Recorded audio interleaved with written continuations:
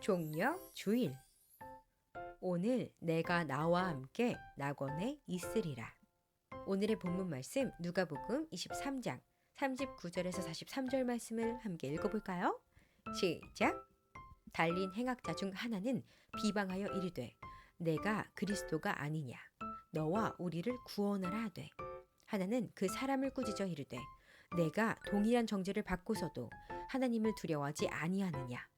우리는 우리가 행한 일에 상당한 보응을 받는 것이니 이에 당연하거니와 이 사람이 행한 것은 옳지 않은 것이 없느니라 하고, 이르되 예수여 당신의 나라에 임하실 때에 나를 기억하소서 하니, 예수께서 이르시되 내가 진실로 내게 이르노니 오늘 내가 나와 함께 낙원에 있으리라 하시니라.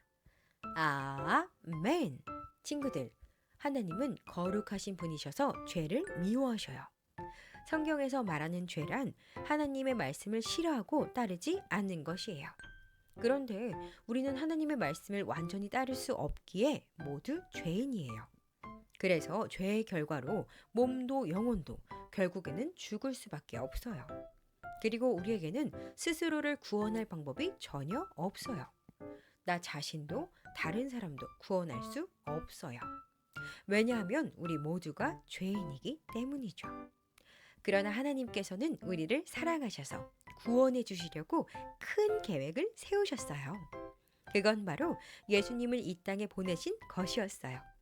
죄가 없으신 예수님께서 우리의 죄를 대신 지시고 십자가에 못 박혀 죽으시는 것이 유일하게 우리의 죄를 완전히 없애는 방법이었답니다. 이것은 하나님의 공의와 사랑의 완전한 방법이에요. 그렇게 예수님께서 우리의 죄를 대신하여 십자가를 지시던 그 골고다 언덕 위에 두 명의 범죄자들도 십자가에 매달렸어요. 십자가에 매달린 것을 보면 아주 무서운 범죄를 저지른 자들이 분명해요. 성경에서는 이들을 죄수라고 가리키며 사형 선고를 받았다라고 나타나 있어요. 사형 선고를 받을 정도였으니 얼마나 크고 무서운 죄를 저지른 것이었을까요? 그곳에 모여있던 사람들 중 단 한 사람도 이 강도들을 동정하거나 불쌍히 여기지 않았을 거예요.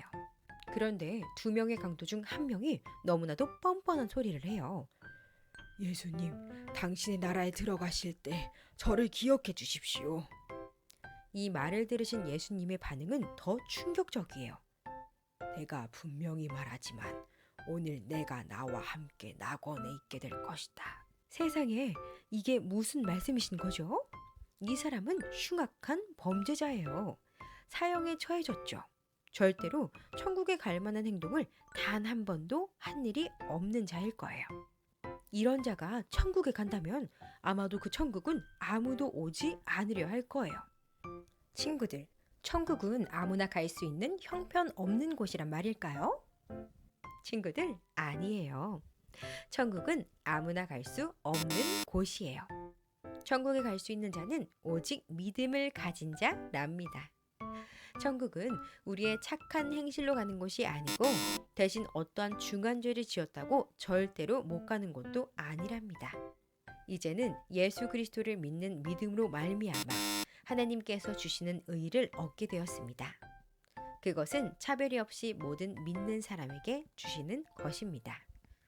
어떤 죄를 지었다 할지라도 예수님을 구주로 믿는 자는 누구든지 하나님께 의롭다 인정을 받으며 구원을 받게 되어요. 오늘 본문의 강도는 바로 그 믿음으로 구원을 받게 된 것이에요. 강도는 세 가지의 분명한 고백을 했어요. 자신은 자신의 죄로 벌을 받는다고 고백하며 회개했어요. 예수님은 죄 없이 십자가를 지셨다고 고백했어요. 예수님께서 천국의 주인 되심을 고백했어요.